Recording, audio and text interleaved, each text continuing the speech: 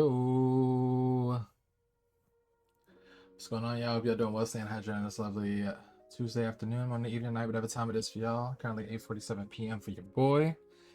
And we got another episode of D&D Spilling the Tea. Continuing the Real or Fake series, which you guys will see here in a minute. In fact, let me get in. Get in here right quick. Hope you guys are ready for today's Real or Fake. Yeah, hello. Hello. How are you? Good, how are you? I'm good. That's good. Um, okay, cool. These, Dean, two.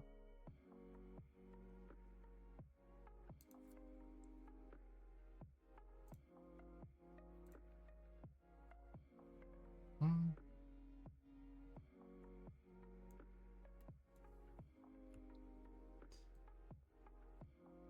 See. Boom.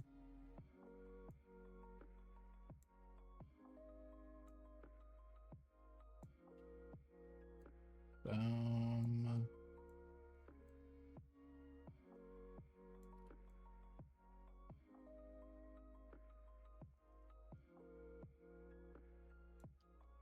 There. Then here. Yeah. Right here.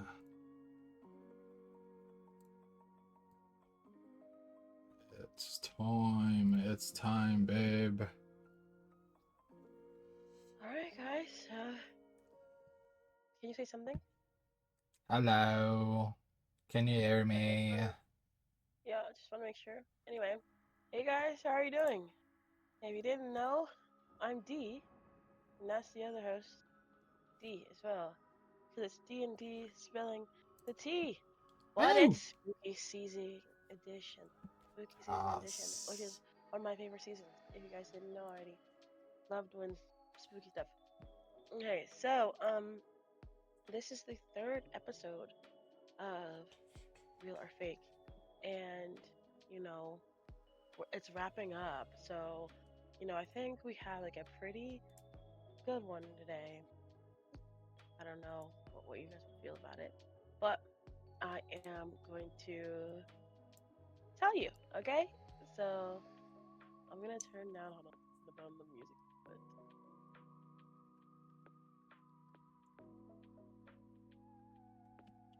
all right. So I hope you guys are ready. Um, this one is uh called My Childhood Trauma. Okay? Mm. So here we go. And if you don't know how real or fake works, is I tell you a story. At the end of the story, I will ask you whether you believe that the story is a real story or a fake story. Okay? Yeah. So here we go. I knew there was always a reason I didn't like the basement. Besides it being cold, dark, and creepy, I just always felt a knot in the pit of my stomach whenever I got close to it. Started my seventh grade year when we moved from Florida to Michigan. My parents wanted a change of scenery and had heard good things about the school system, so they decided to move when they found our perfect house. And I use the term perfect house very loosely. Sure, it was big with enough rooms for each of us to have our own bedrooms and my dad to have a study, but it was older with lots of creaks and was in dire need of updates and repairs.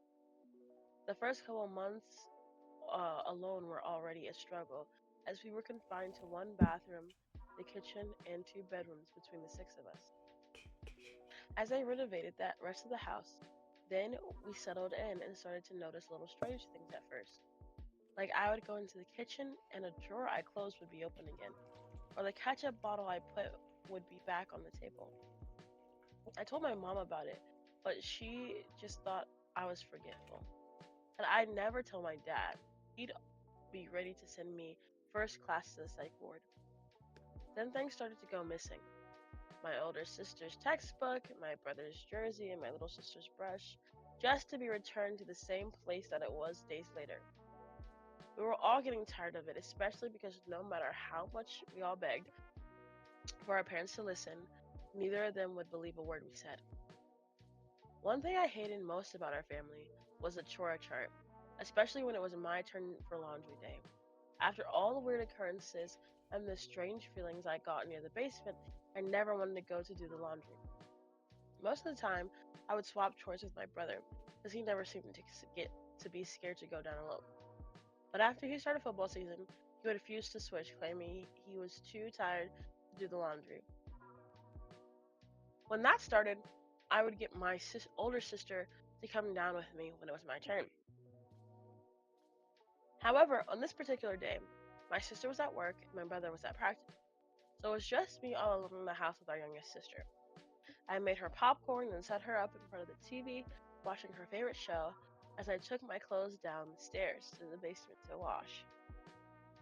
The stairs were steep, and the light above me would blink rhythmically.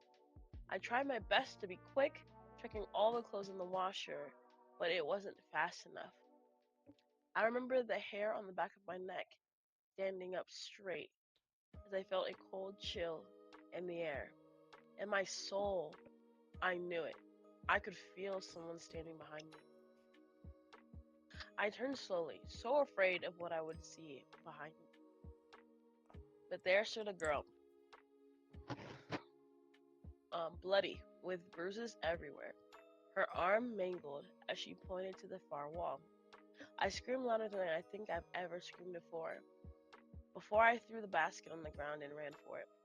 I never told my family what I saw, but I've refused to go into the basement after that. A year later, when we were having the basement remodeled, the contractors found some suspicious things in the walls. It turns out it was remains. Our house turned into a crime scene for a month and a half as we waited for the police to investigate. Uh, we found out that the girl who used to live there 12 years ago had gone missing, and she was never found.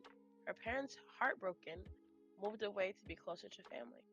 No one ever really knew what happened to her until they found her there. I'm not sure what happened after that to the case, but I do know that her father was the number one suspect, as he would have the know how as a contractor by trade. We didn't stay in the house long after that, although nothing else weird happened once she was found. Our perfect family house was now tainted with what we'd learned, and it would never feel the same.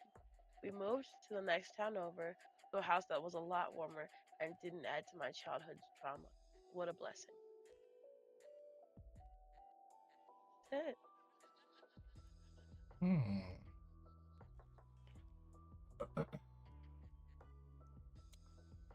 All right, guys. So what we thinking? Do we think this is a real story? Do we think this is a fake story? And I'm just going to do poll for like 2 minutes. Well, maybe 3 minutes. Let's see. Is the story real? Nope. Or, oh, yeah. Leave me. Choose. 3 minutes. Boom. Okay. So, and you said it was remains found Mhm. out like outside of the house or inside of? No, inside the house, inside the walls of the basement. Ooh. Excuse me. It sounds like a movie plot that I just don't remember which movie it's from. Mm. About somebody's remains being found in the walls. Got bricked over their body when they were alive, pretty much, and they just died up in there, or like they were slowly dying or something. I can't remember which movie that was. Mm. Um, Any See. other questions? I don't think I have any other questions.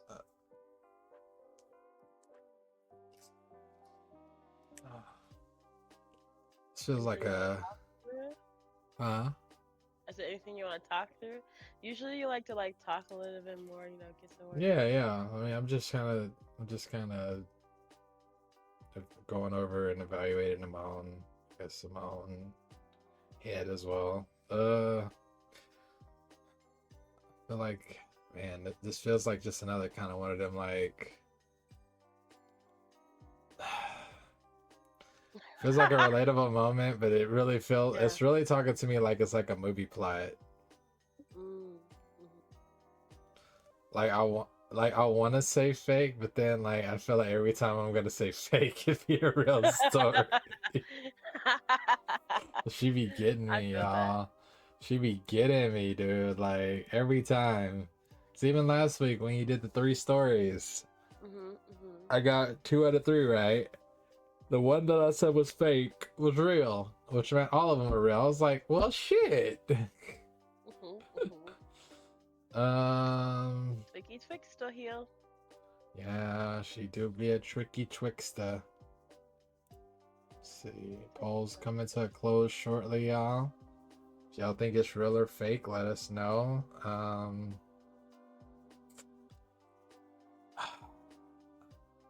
I'm thinking.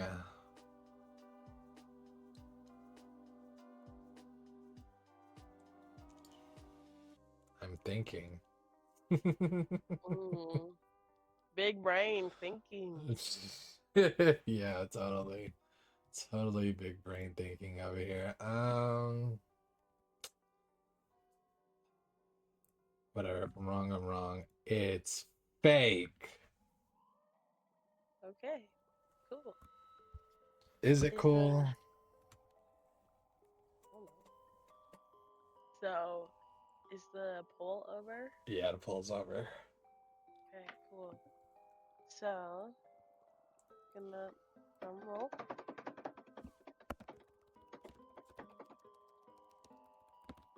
It's fake. Oh, it was fake. It is a fake story. Wow, I got one right. You got most of them right. What are you talking Yeah, well, I got the one right that you were. Wait, are we doing multiple this time, or is this only one tonight? So that's the only one. Okay. Alright. So, is this just one you conjured up in your own mind, or what? Yeah, pretty much. The movie you're probably thinking of is A Haunting in Connecticut. You know, that sounds about right, because that's what I was thinking that it might have been, but I wasn't sure. But it was Because, kind of like I was like sitting here and I was like, okay, I want to do a fake one this time, but I was like, I don't, and I was like looking up like fake stories, like fake like Halloween story, short stories that are creepy, that sound real, and it was coming up with nothing. It's coming up with literally nothing. So I was like, you know what? I'm just gonna write something, and I'm doing this in like the hour before we stream, so I'm like, what can I write mm-hmm, that would kind of be believable, but maybe not necessarily true. mm-hmm, That's how you get people. It's like it sounds like possible, but not. You know. mm-hmm. And I also think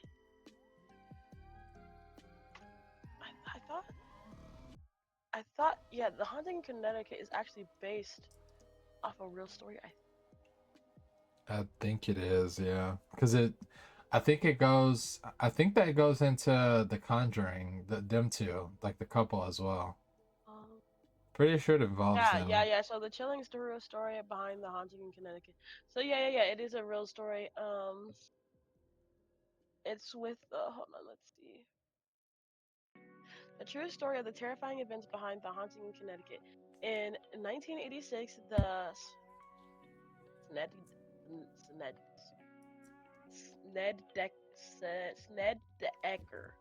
What? Snedeker family, spelled Snedeker.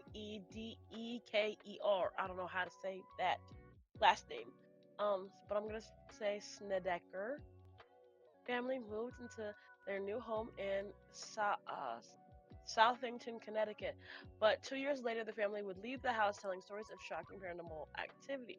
The true story of the haunting in Connecticut begins in 1986 when the Snedeker family moved into the historic home of at 208 Meerden Avenue.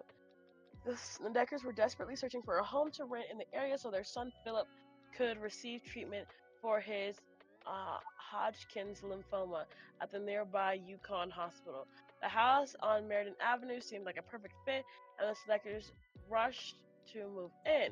What seemed like a lucky find quickly turned into a nightmare once the family began experiencing paranormal activity. They reported seeing and hearing unknown forces, being attacked in their sleep, and even experiencing violent personality changes.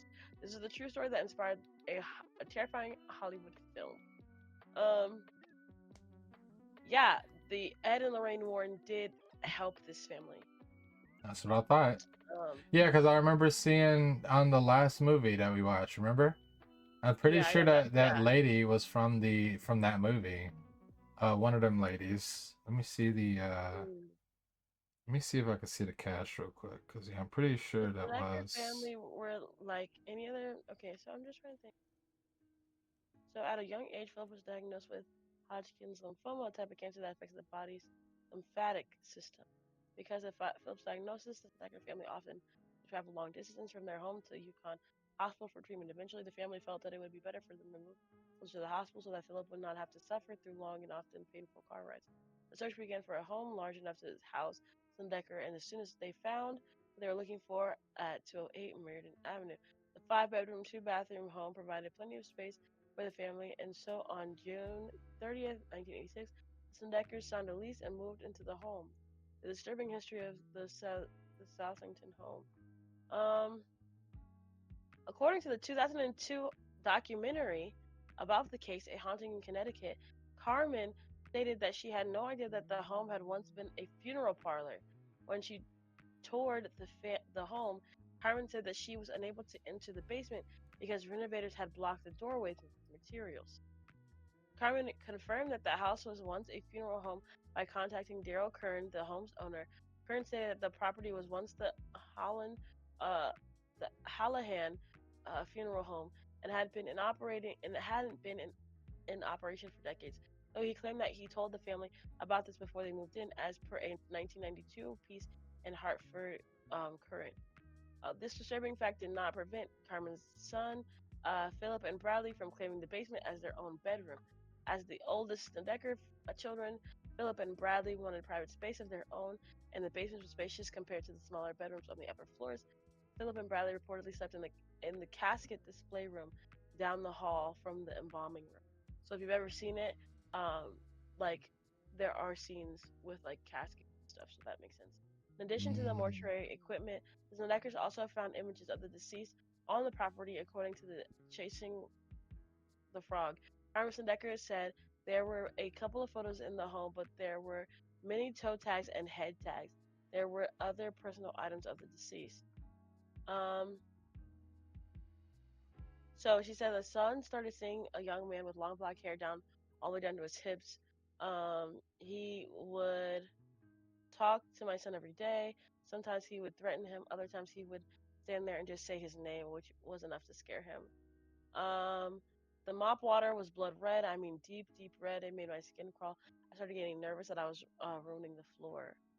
Um, Most shocking was the claim that Carmen and Alan, that unknown forces, he what? Most shocking was the claim from both Carmen and Alan that unknown forces had raped and sodomized them. While unknown forces physically attacked and tormented the adults in the family, they seemed to take a deeper interest in Philip than ever before. He started to worry because Philip's personality had been changing, and he became more irritable and reckless.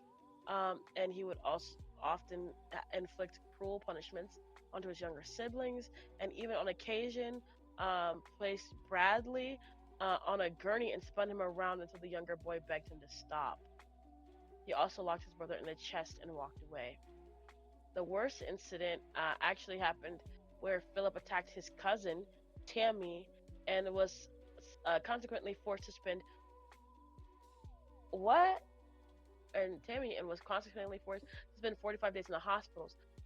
Doctors eventually diagnosed Philip with schizophrenia after he told them about the entities he saw regularly. But they noted that the medication that they were using to treat him did nothing um, to treat, and they noted that the medication he was on to treat his cancer could not have given him hallucinations or triggers any dormant schizophrenic illness, and like the medicine wasn't doing anything else. Um, so Philip actually got sent to live with his relatives, um, where he actually stopped hearing voices and seeing spirits altogether at that point. Um, they had Ed and Lorraine come, and so Ed and Lorraine came on September 6th of 1988. And they also had a exorcism performed in the house, and they reported that the paranormal activity suddenly disappeared. Later on that year, they moved out of the house and never returned. And so that is like the end of the story of A Haunting of Connecticut. But lots of people, or not lots of people, but I will say that the Snedeker family went public with their experiences prior to leaving the residence. And Daryl Kern noted in the 1992 from the Hartford Current, the reported paranormal activity seemed to escalate when the family was behind on rent. Mm, it's a scheme to make money, Kern said. Even the family's neighbor, Catherine Altimus, believed that the whole thing was a hoax. I think they had this planned right from when they moved in, she said in the same paper. Um, let's anything. Yeah, I was thinking of the wrong actor too. Because it wasn't the one that I was thinking of this lady, babe. It was this lady. Oh, okay. Yeah, it's kind of white, little, but you know who I'm talking about, right? Could you Yeah, kind of yeah, recognize who yeah. that was? Yeah, I saw. yeah, she was in the first Conjuring movie, not Haunting of Connecticut. Hmm. Okay. Ooh, here's something. 2 weeks prior to the Hollywood film's release in the 2009, more people spoke out against the family's claims, including the new owner of the supposed haunted house. We lived in the house for 10 years. Our house is wonderful. Susan Trotta Smith, the owner of the house in 2019, told NBC Connecticut. This is all Hollywood foolishness. The stories are all ludicrous. Yep. Oh, so they're saying it like they're saying like the movie was based off of a true story wasn't true because how long have they lived there that they're saying the ones that have been in the house since 2019? 2009. Oh, 2009. Oh. So, Hmm. A Haunting in Connecticut came out in 2009. In Mm-hmm. 2009, and the new owners who were in the house in 2009 had been there for 10 years and said that they had not experienced any of the things that um, they were talking about. And then not only that, the previous owner said that their timeline of like when things would happen or things this haunt started happening coincided when oh, it coincided for when they were late on rent. So his thought process is that they came up with this hoax to either like make money so that they could pay the rent or have this come out so that they don't have to pay the rent, you know what I mean? Mm. Like, this place is haunted, give me a discount, Right. Uh, you know? and so the film came out in 2009, and you said they moved in 2009. The new No, they owners, the no new. no this no. The new owners in 2009 had lived there for 10 years. Ah, interesting.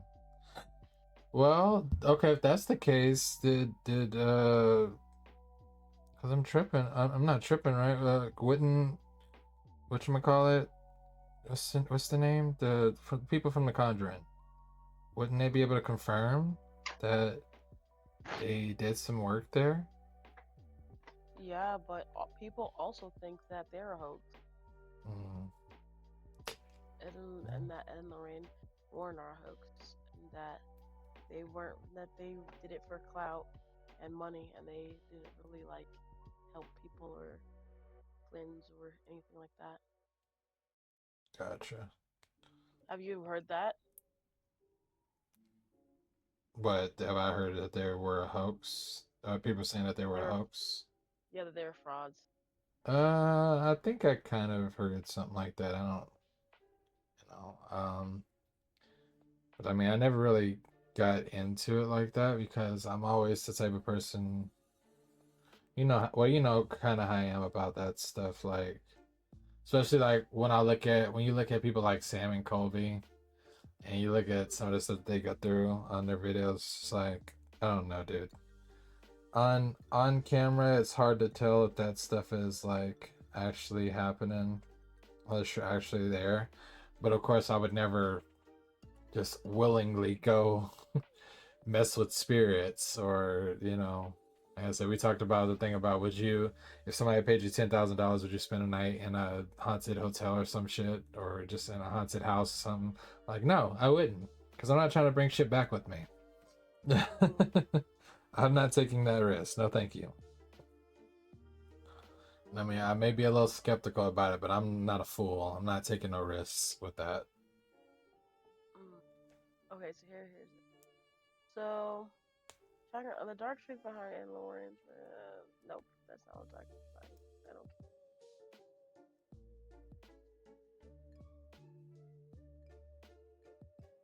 What you reading? care. So someone asked a question like, "Were the Warrens really frauds?" I see people here saying that they were, so that they make every case they had fakes. Because I recall there being a lot of evidence to suggest that the infield poltergeist was legit. Like dozens of people saying they saw objects being thrown, paranormal stuff in general, even two cops. Um, Here's that. For they probably were. For the Enfield case, it was later admitted that things were faked. Ed and Lorraine were also apparently hardly involved, turned up of their own accord, and denied entry at first. The Amityville horror case has a lot against it.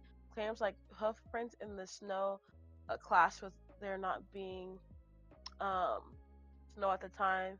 The other authors called it the result of an evening in a bottle of wine. There's all the other little things too, like Ed saying someone mocked the Annabelle doll or something in their museum and ended up dying in a motorcycle accident going home, or Ed's claims to have a ghost on film. The motorcycle story has absolutely no corroborating evidence, and the ghost footage was never shown to anyone. This is a recurring theme of them claiming to have all this evidence, but they never share it despite how much it would help people affected by a phenomenon which they maintain is their intention. My favorite quote about the Warrens, Lorraine specifically, is, "If she told me the sun would rise tomorrow, I'd get a second opinion." Mm, that's Um, crazy. I'm biased, yeah. so I can't be a skeptic. I feel like Atlanta. Uh, yeah.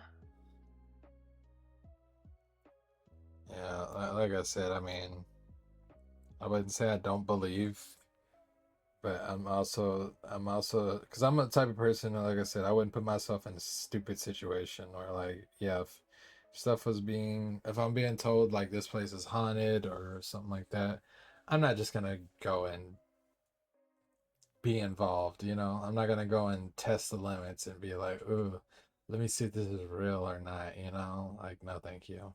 I'm good. Because there's Okay. something inside of me is like, yeah, like I don't want to find out. If that's the only way I have to find out, I'm good. I don't need to find out that bad. I'm not Yeah. that curious. I Yeah. ain't going, Um. yeah, exactly. Let's say we're smart. We're survivors out here. Yeah. So. Let me see. One. Uh. Are you sharing your chat? Oh no, I forgot. Thank you. So I was like looking in the chat. I'm like, I don't see any comments. You Who's should have talking to me? reminded me. I forgot. Oh, I just realized now when you start talking to somebody, I'm like, I don't see me. I don't see nobody in the chat. I don't see nobody in the chat. Who am I talking to? Anyway, hold on. Let me go back to what I was looking at. So here, the book and movies have also been famously debunked as based on a true story. Here are a few concrete examples of confirmed factual errors in the book, according to Snopes. Um, and okay, the Lutzes could not have found the demonic hoof print in the snow when they said they did because weather records showed there had been no snowfall to leave footprints in. Though the book details extensive damage to the home's doors and hardware, the original locks, doorknobs, and hinges were actually untouched. The book and the film show police being called to the house, but Nickel writes, um, or Nickel, I don't know. During the 28-day siege that drove the Lutz family from the house, they never once called the police. It is also worth noting that William Weber, Ronald DeFeo Jr., attorney, has publicly stated that the story was made up between Jay Anson, the Warrens, and George and Kathy Lutz. The case featured in the original Conjuring movie was a real-life haunting claimed to be experienced by the Perron family. Both Lorraine Warren and one of the Perron children have confirmed the movie is accurate. However, the woman who currently owns the home where the parents lived, Norma uh, Sutcliffe, says the movie is complete fiction and ended up making an hour-long video about all of them.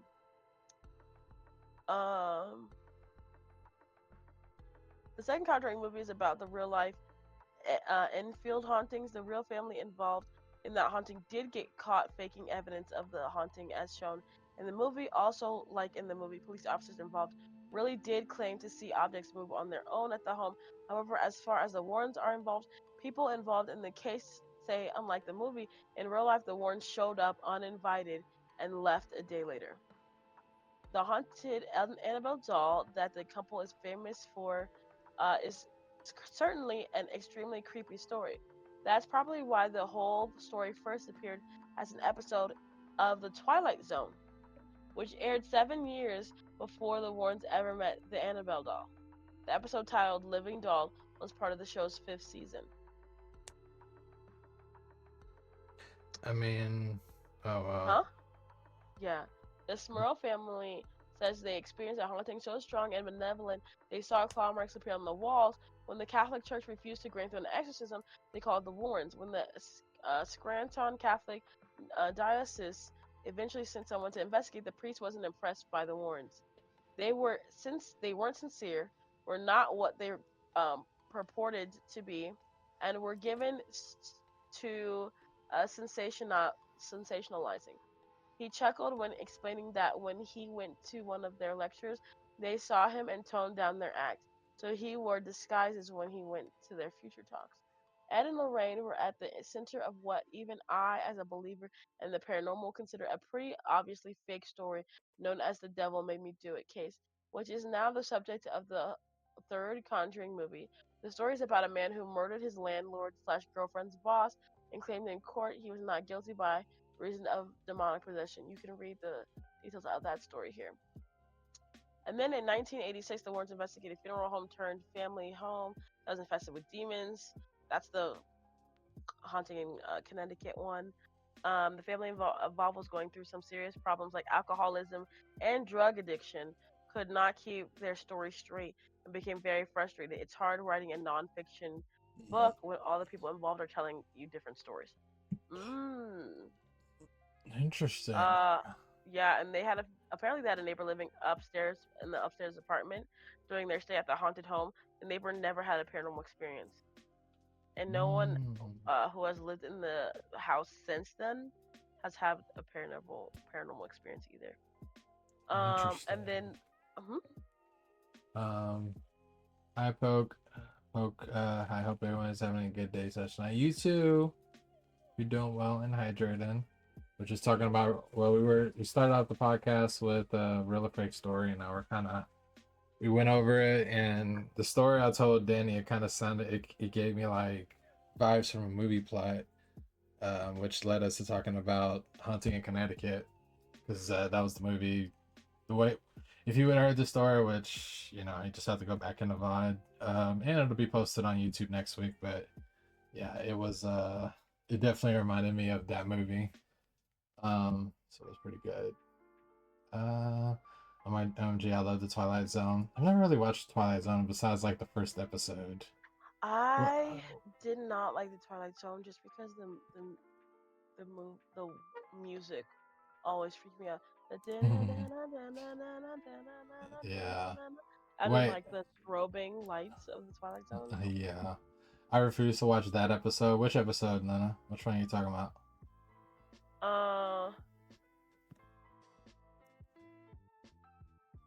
Uh, since we're talking about the doll one, the living doll one. Ah, okay, That's gotcha, what they were saying. gotcha. That's what they were saying. Like 7 years before that case happened with the Annabelle, there was that living doll episode that came out on Twilight Zone, basically insinuating that they saw it on Twilight Zone, so they like reenacted that shit. Right. Um, Then the New England Skeptical Society investigated many of the Warrens' claims. One founder, Stephen Novella, who is also a neurologist and professor at Yale School of Medicine, said, "You meet them, and oh my God, the guy had no idea what he was doing, didn't know the first thing about anything relevant to paranormal investigation or ghost phenomenon." He also described the Warrens' occult museum as full of the stuff full of the shelf Halloween junk, dolls, and toys. The Warrens refused to allow members from the Skeptical Society to shadow them on paranormal investigations or to examine the evidence the Warrens widely claimed to have proving the existence of paranormal phenomenon. When pressed, Ed Warren said, "You can't have scientific evidence for a spiritual phenomenon." Um, I mean, but if you're real, if stuff is happening, if paranormal activity stuff is happening, I mean, mhm. it's not really scientific stuff. It is kind of strange that he didn't let them just to kind of prove, you know, Mhm. prove, They weren't doing any funny debunk business that. or anything. Yeah. Yeah. Interesting. The Warrens themselves claim they once encountered a werewolf demon. They have an entire book about this case in which they specifically say that they have exhaustive documentation backing up their claims, but they never share the documentation. Why? If you were a paranormal investigator working on a case with a real life werewolf demon, wouldn't you snap a photo? And Lorraine also claimed that they had video evidence of the White Lady, a local legend about a ghostly lady haunting the Union Cemetery in Connecticut. If they have a ghost video, why did they never show the video to the public? Hmm. Um, Damn. yeah, they're suspicious. That's it. Damn. So damn. Um, Maybe Ed yeah, and the Warren Lorraine Occult Warren were Museum. actually fake. Yeah, the Warren Occult Museum contains haunted and demonic objects from cases where it seems like it would have been extremely easy to get verifiable evidence of the paranormal if those cases were real. For instance, in the museum, the Warrens have a vampire coffin from a modern day vampire they claim to have met. They couldn't get hard evidence from a vampire, but they could get its coffin. Um, he the, also claims that the the Warrens. vampire was like, "Yeah, take my coffin. It's yours now." That's crazy. Beyond the claim that the Warrens fabricated at least parts of each famous haunting they're involved in, there are extremely troubling claims that Ed Warren groomed a 15-year-old girl he met while working as a bus driver and then eventually had a 40-year relationship. Huh? The Warrens officially said that they moved the girl into their house because she had nowhere else to go. When Lorraine Warren signed on to consult the Conjuring movies, she got a contract that states the movies will not feature negative information about the Warrens, including sex with minors, child pornography, prostitution, or sexual assault. So is she saying that because that's what happened? Cause what the hell? I'm not saying that she's saying that that's what happened. I think she was saying that she didn't want any type of criticism or like any type of like she wanted to be portrayed a certain way, and it seems like this is her refusing to talk or be Wow. a consultant in the Conjuring movies unless they portrayed them a certain way. Gotcha. I hope you have a little stream. I gotta go eat dinner. All right, Luna. Thanks. Also, babe, Luna said, if y'all ever want to hear spooky stories, I have a couple, and I want to hear y'all's takes on them. So Yeah, maybe next week, Luna. We can maybe Yeah. next week after the real or fake episode, you know, she tells her after she tells her story, you know, if you want. You can even Mhm. jump in the call with us if you want, you know. Yeah, if Or you're not to, you mm-hmm. can DM us the stories. Yeah. Um, Yeah. anything. So just let me know what you're comfortable with, Lena. Yeah, yeah. If you just wanna DM it to us, you wanna put it in a chat, or you wanna just come in the VC, whichever you're comfortable with. I mean, we would love to have you in the VC if you wanna jump in here. Well, I'm thinking the chat. Well, depending on what the story is, the chat might not give her enough room to Yeah, join. true, true, true, true. Either are y'all at a house. Okay. Well, it sounds like you can jump in with us then next week after we do the real or fake story. Then you can hop in and you can tell us a story. Yeah, because Boom. I've told my like real life stories like 100 million times, so I know everybody's tired of Hmm. mine. They're like, girl, Who's everybody? they go, hmm? Huh? What'd you Who's say? everybody? Well, I mean, I know told my real life like stories on here before. Hmm. That's what I meant. Oh yeah, it's been a while. I'm sure because Yeah, you should I tell don't us even about the story. remember. Well, I guess I kind of remember you talking about it on the stream, but yeah, it's been a while. Mm-hmm. Yeah, yeah, yeah, yeah. Dang, that's crazy to hear all this stuff about the Warrens.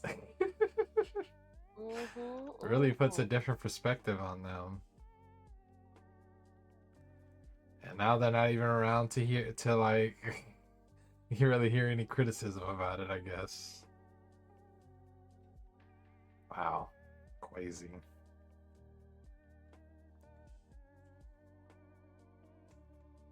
Alright,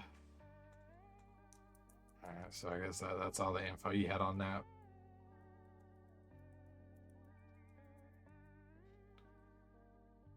Hello. You're muted. Hello. Hello. Hey. Hey. Stop being a hater. She hating on your incense. She's, huh? You're just a hater. Get out my room. If y'all guys want a hater sister, I have one you can have for the low. For the low low. Mm-hmm. Yeah, but so that's all the info you have. Yeah. Okay, okay, okay. Wow. So that's some interesting info. Some, you know, we started off the podcast with, you know, the real or fake story, and yeah, boy, got it right this time. It was finally a fake story. uh, Actually, I think this is your first fake story because I think all the other stories you've had were real stories. Yep. Yeah. So. No, I wanted to switch it up a little bit. Uh huh. Uh huh. Uh huh. Uh huh. All right. Well, next week it sounds like we will have Luna on the podcast. After Danny tells the real or fake, she got a couple stories that she'd like to share with us. So we'll listen to those and get you guys' reaction. Yeah, especially because next week is gonna be the last real or fake episode since next week is last week of October. Man, this month flew by. Literally, like I really feel Literally. like, no, no, bro. It really is. It's about to be November, which means it's about to be Thanksgiving. Like, and then after Thanksgiving, then it's Christmas, and then it's the New Year. Like, bruh, the time. Where does it go? Time is slipping away from me. Yeah. Yeah. Time, you know, All right. Well, just going um, on, my guy. yeah. I did upload the Real or Fake series episodes. I uploaded the first week's one on Sunday. I uploaded last week's episode today. So both of those are available. But like I said, you guys can go and make sure if you're not following YouTube, exclamation point YouTube, go check it out. It is there now. I have a whole playlist for all of our podcast episodes. So yeah, make sure you give those a listen. Let us know if you thought that those were real or fake. For those that haven't listened, on YouTube, let us know in the comments. Make sure to like, subscribe, and comments. Yeah, and this has been another episode of D&D Spilling the Tea with your host, Deep and Deep. We appreciate y'all. We'll see y'all again next week. 8 p.m. EST is the time that we always try to go for. Sometimes we start a little later. We let people come in as well. Give time to people to come in. As we do this podcast live every week. So, yeah, I'll catch y'all on next week's episode, the last one. Like I said, we will have a host. We will have a guest for that episode after the real or fake story. So we'll have some more stories. And yeah, we'll discuss those. Until then, see y'all. Auf Wiedersehen. Bye. Arrivederci and shibidi